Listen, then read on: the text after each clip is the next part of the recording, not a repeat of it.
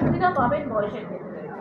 দেখুন, মহামান্য বিচারপতি অমৃতা সিনহা আজকে যে গ্রুপ সি গ্রুপ ডি যে টেন্টেড ক্যান্ডিডেট লিস্ট প্রকাশ করতে এর আগেই বলেছিলেন, পলাশ নস্করের ম্যাটারে এর আগের দিনে নির্দেশ দিয়েছিলেন। আজকে যেটা বললেন যে tainted list as well as not specifically tainted list প্রকাশ করতে হবে। কেন নট স্পেসিফিক্যালি টেন্টেড লিস্ট প্রকাশ করতে হবে? তার কারণ হচ্ছে যে এই নট স্পেসিফিক্যালি টেন্টেডদের একটি বিশেষ সুবিধা দিয়েছে সুপ্রিম কোর্ট, সেটা হচ্ছে তাদের এজ রিল্যাক্সেশন।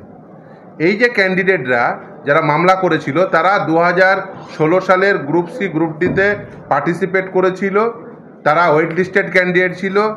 সরকার, এসএসসি এবং বোর্ডের করাপশনের জন্য তারা চাকরি পায়নি। যদি করাপশনটা না হতো তাহলে তারা চাকরি পেয়ে যেত।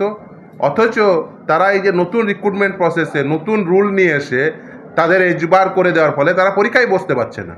আজকে মহামান্য বিচারপতি বলে দিয়েছেন যেহেতু নট স্পেসিফিক্যালি টেন্টেডদের সুপ্রিম কোর্ট এই এজ রিল্যাক্সেশন সহ সুবিধা দিয়েছেন যাতে তারা পরীক্ষায় পার্টিসিপেট করতে পারেন। সেই জন্য এসএসসিকে নির্দেশ দিলেন টেন্টেড লিস্টের সঙ্গে নট স্পেসিফিক্যালি টেন্টেড লিস্ট সেটাও প্রকাশ করতে হবে এবং তাদের এজ রিল্যাক্সেশন দিয়ে তাদের অন্যান্য সুবিধা দিয়ে এই নতুন রিক্রুটমেন্ট প্রসেসে তাদের পার্টিসিপেট করতে দিতে হবে।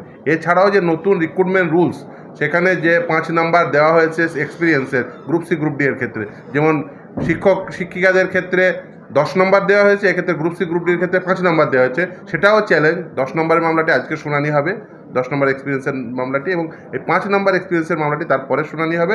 রুল তার সাংবিধানিকতা, তার সাংবিধানিক বৈধতা চ্যালেঞ্জ আছে, সেটা শুনানি হবে আগামী 6 তারিখ।